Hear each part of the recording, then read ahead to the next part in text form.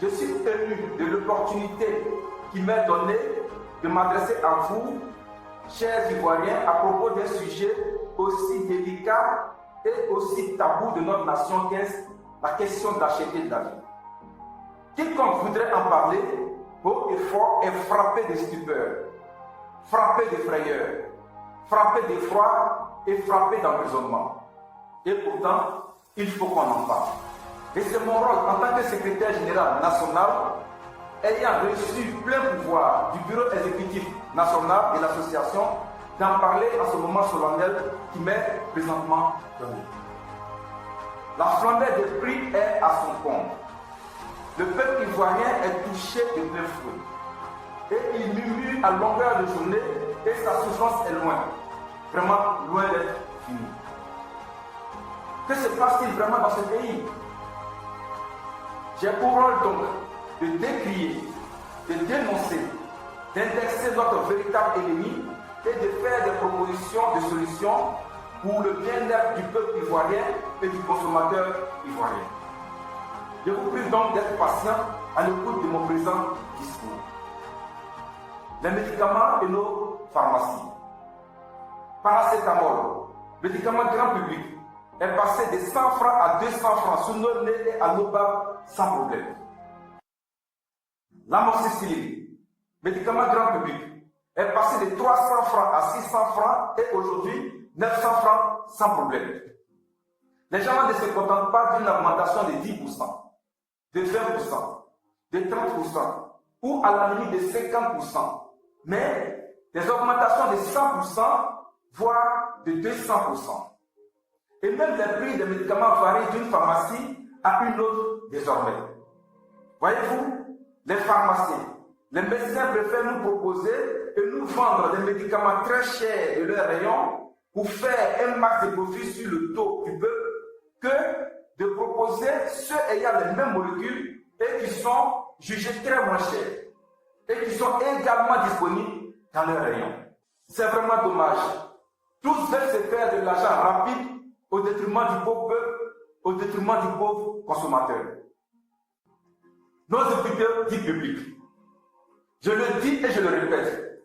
Quand tu as un malade sous la main et que tu dois l'envoyer dans nos hôpitaux dits publics, à vrai dire, ce n'est pas le malade qui est sur le lit d'hôpital qui est le véritable malade. Sinon, celui qui l'envoie à l'hôpital, voilà le véritable malade. Parce qu'il ne sait jamais d'avance à quoi s'attendre là-bas. Des frais de consultation, des examens de sang, des scanners, des échographies, etc., etc. De gros mots pour nous débrouiller encore et encore davantage. Et pourtant, à un certain moment de la vie de la République où il n'y avait pas toutes ces choses sophistiquées là, l'Ivoirien se soignait et se soignait très moins cher et très bien même. La modernisation de la médecine nous mène véritablement à notre pillage. Nos hôpitaux publics sont tous devenus des quasi-hôpitaux privés. On ne s'en sort plus. L'Ivoirien n'a plus le choix. Alors, il se cherche en tas dans les médicaments indigénats très moins chers sur le marché. C'est bon, on est dedans. C'est pas bon, on est dedans. Et voyez-vous, on ne parle même pas des hôpitaux privés où les enfants de poignons, les pauvres que nous sommes, nous ne nous trompons même pas de chemin pour aller vers là-bas sans assurance. Les écoles dites semi-privées.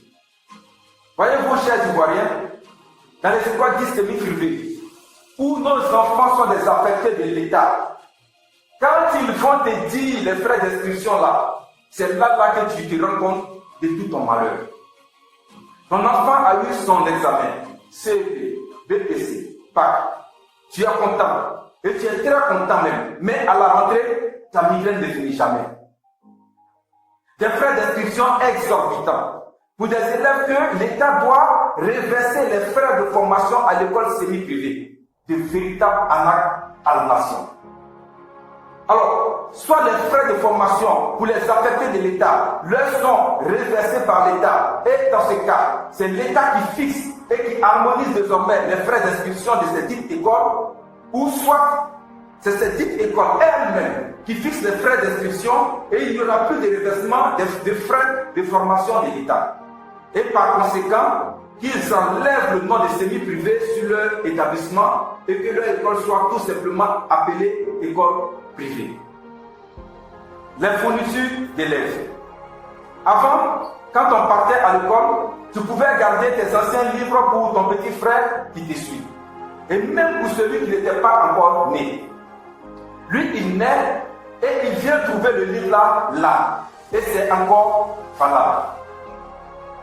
Mais aujourd'hui, chaque année a son livre. Chaque année a son édition.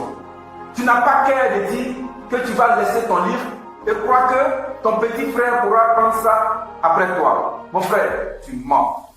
Chaque année, chaque rentrée scolaire est un véritable défi pour nos parents. Il faut continuer de les faire souffrir encore et encore. On n'est pas contre le fait que les imprimeurs doivent manger.